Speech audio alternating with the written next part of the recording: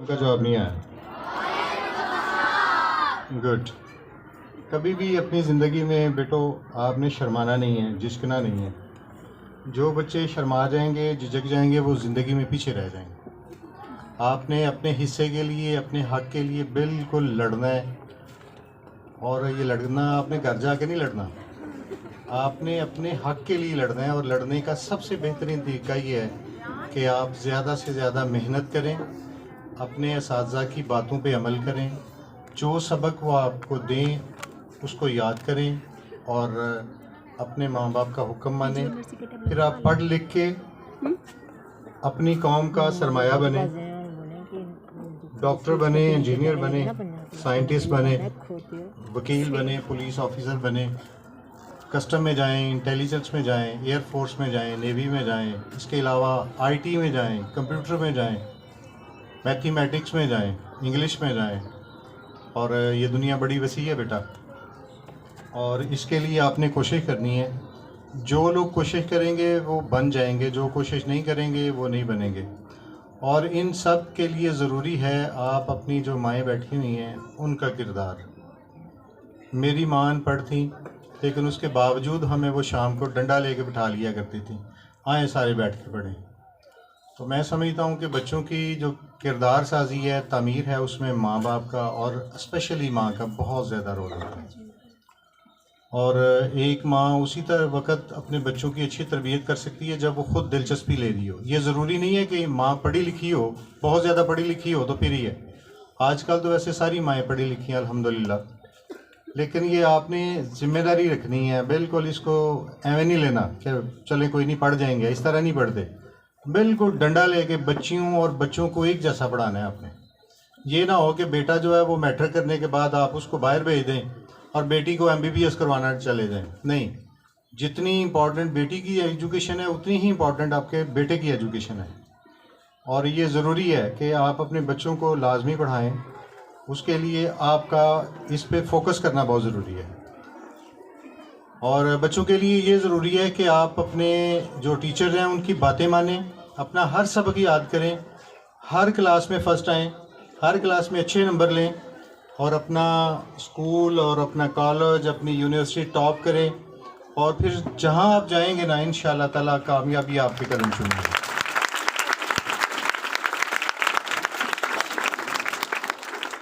پڑھنے کے ساتھ ساتھ آپ نے کھیلنا بھی ہے، لیکن کھیلنا اتنا زیادہ نہیں ہے کہ آپ اپنی زندگی خراب کر لیں.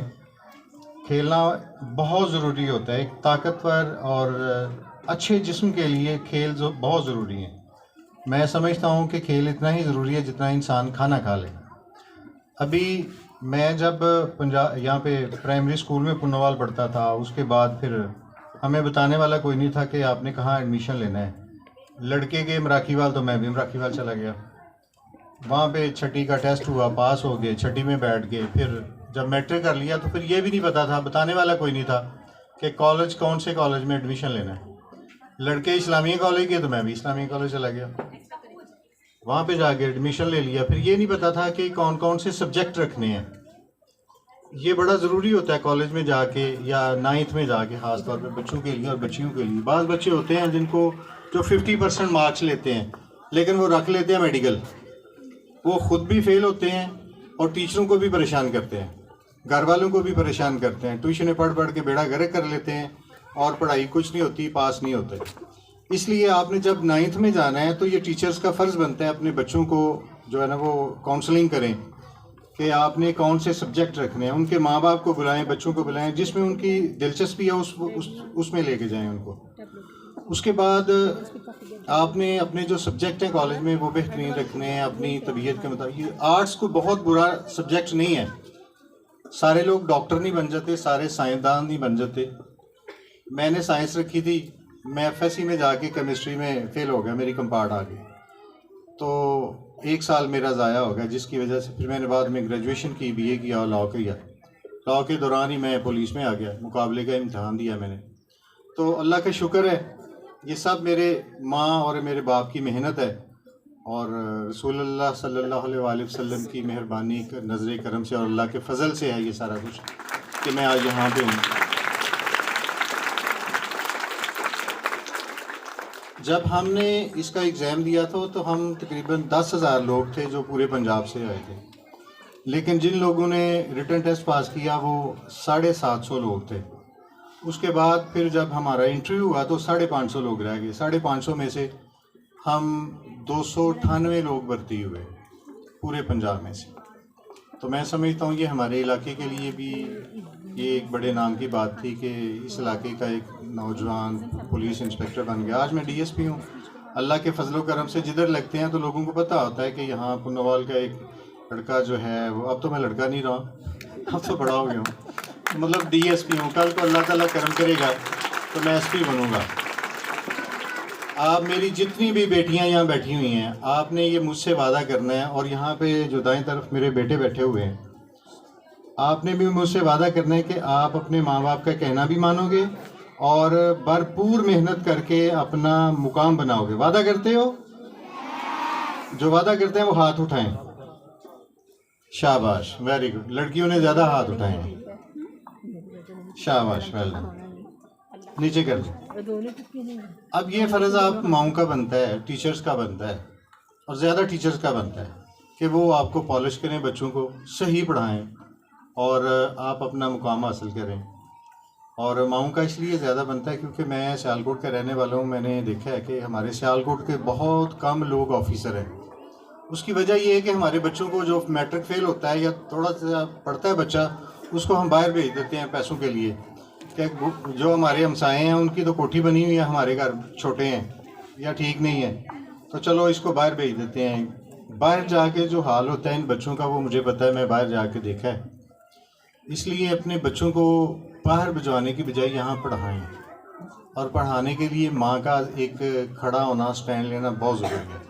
روکھی سوکھی کھائیں لیکن اپنے بچوں کو پڑھائیں، اپنے بیٹوں کو بھی پڑھائیں، بیٹیوں کو بھی پڑھائیں، بیٹوں کو بھی پڑھائیں۔ اور بیٹی کا پڑھ کے جاب کرنا انتہائی ضروری ہے۔ جتنا کھانا کھانا ضروری ہے اتنا بیٹیوں کا جاب کرنا بھی ضروری ہے۔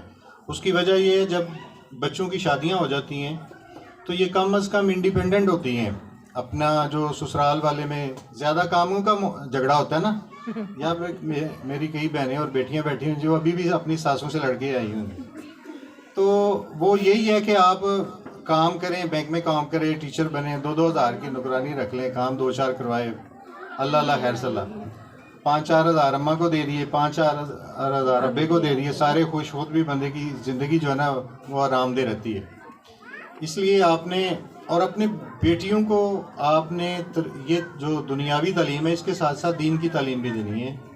اس کے لیے آپ نے ان کو، بیٹیوں کو جب شام ہوتی ہے، رات ہوتی ہے، تو بٹھا لیا کریں اپنے پاس مائیں، ان کو جناب سیدہ فاطمہ الزہرا سلام اللہ علیہا کی زندگی کے بارے میں بتایا کریں، جناب حضرت خدیجہ الکبریٰ سلام اللہ علیہا اور جناب حضرت عائشہ صدیقہ رضی اللہ تعالیٰ عنہ کی زندگیاں بتایا کریں، جناب حضرت زینب علیہ السلام کی زندگیاں بتایا کریں کہ انہوں نے کس طرح اپنے باپ، اپنے بھائیوں، اپنے شوہروں کی مدد کی، ان کے ساتھ چلیں، اور آج ان کا نام لوگ لیتے ہوئے شرماتے بھی ہیں، بلکہ مطلب یہ آنکھیں جھکاتے ہیں، شرماتے نہیں، آنکھیں جھکاتے ہیں، احترام کرتے ہیں۔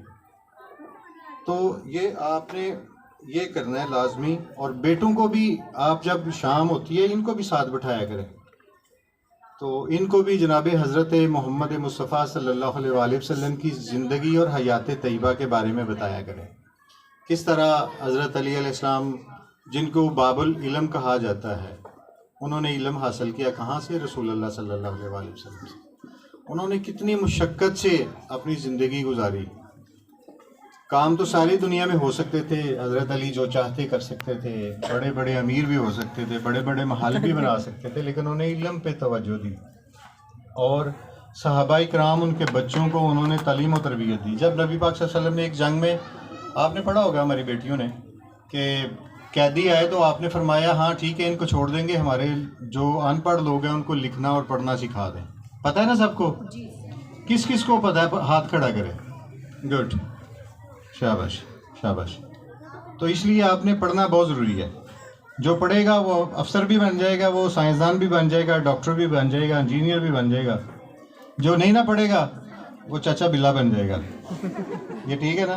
یہ نہیں پڑھتا تھا، یہ مجھ سے چھوٹا، یہ نہیں پڑھتا تھا، اس کی اماں اس کو بھیجتی تھی، یہ اسکول نہیں جاتا تھا، کہ جب یہ اسکول نہیں گیا تو یہ پھر فٹ بالوں کے کام پہ لگ گیا. اس کے بعد پھر اس نے یہ اپنا اسپیکر بنا لیا سارا کچھ. آج یہ پڑھتا تو یہ بہتر زندگی گزارتا. ابھی بھی بہتر ہے، لیکن میں صرف آپ کو ایک مثال دے رہا ہوں.